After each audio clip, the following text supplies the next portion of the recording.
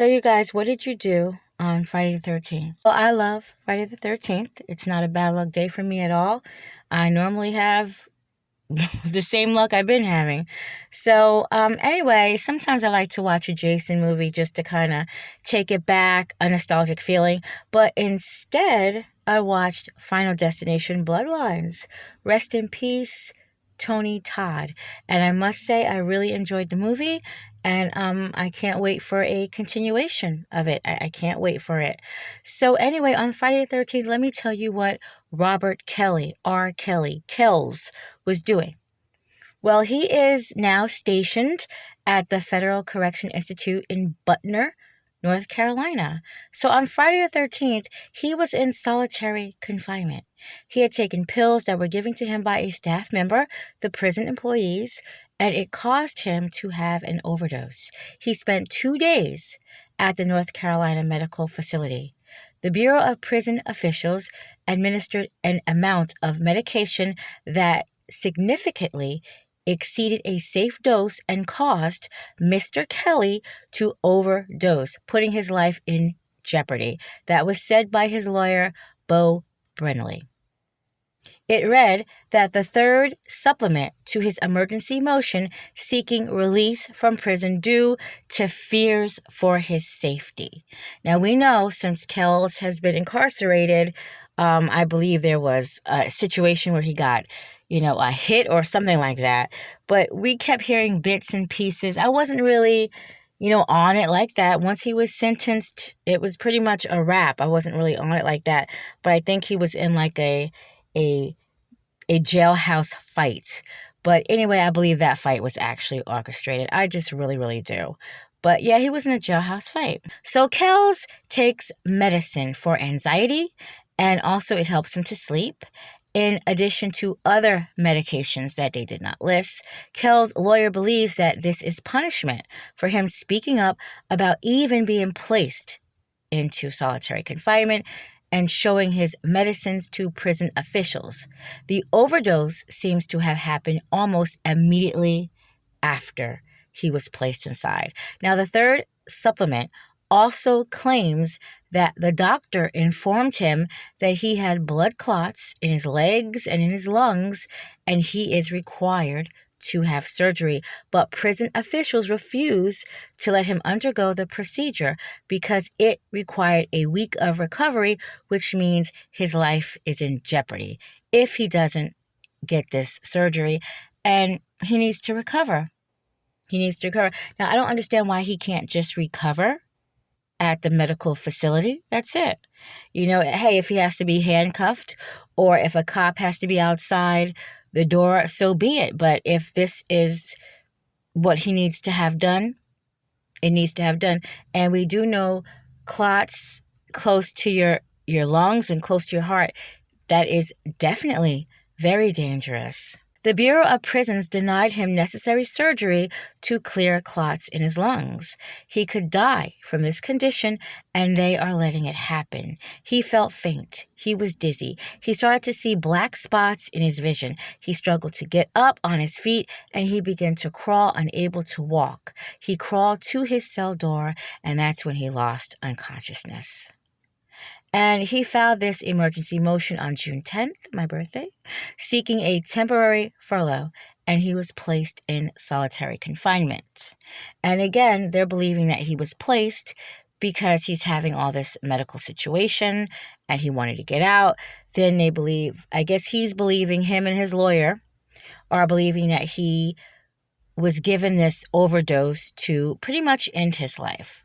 So in case you guys didn't know, there are claims by another inmate by the name of Michael Glenn Steen, who alleged that he was asked to kill Kelly. Steen claims in a declaration that the prison officials asked him to carry out or help facilitate the killing of Kelly before transferring him from Arizona to FCI Butner, where he is serving his sentence.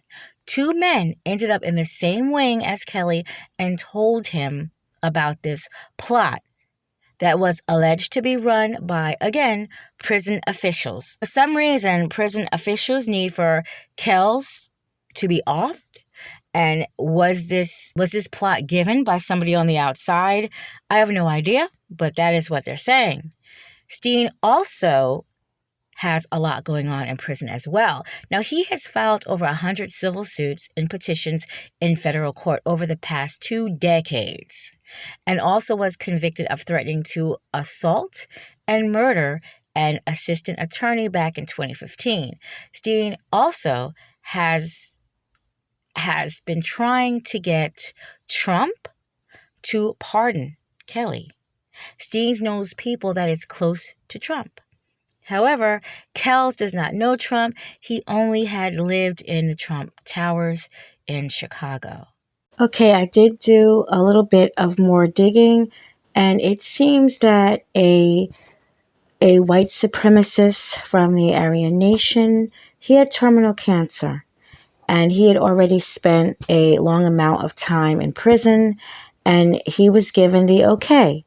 If he would be the one to kill Kelz, he can actually live the rest of his life or the remainder of his life as a free man. That's what he wanted to do. So that was one of the many plots that have been against Kelz since he's been incarcerated.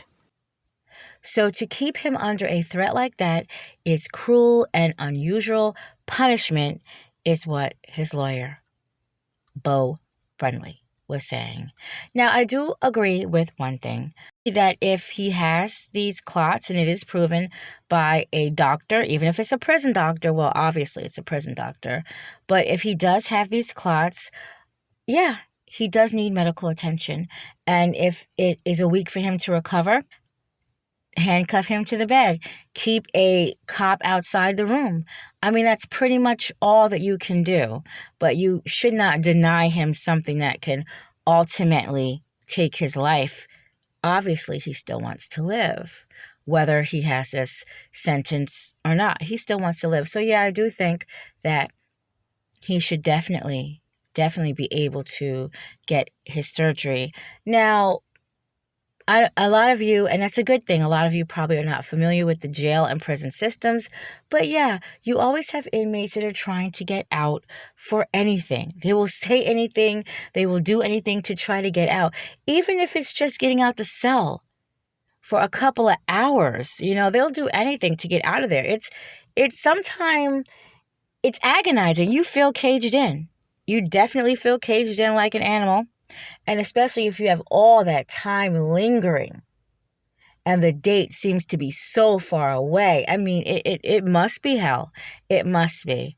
But obviously, Kelz, I'm a big fan of Kelz music from way back in the day when I was like 14. Big fan of Kelz music. But I have to also say that, he did a lot of shit and he got away with a lot of shit.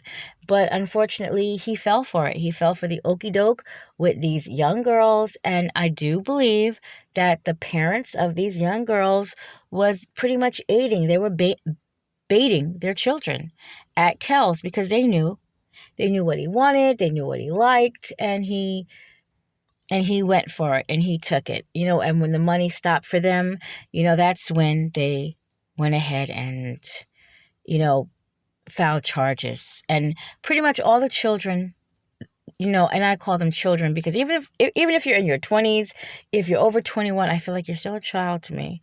So all those young ladies, I will say, all those young ladies, they were pretty much adults now when they were with Kelz. But yeah, I believe slightly he got railroaded. I believe his sentence was a little bit longer than what it should have been. I really do. But it is what it is. I do believe that the parents of a lot of these young girls that Kelz was involved with, believe that they should also be incarcerated as well. But hey, it is what it is.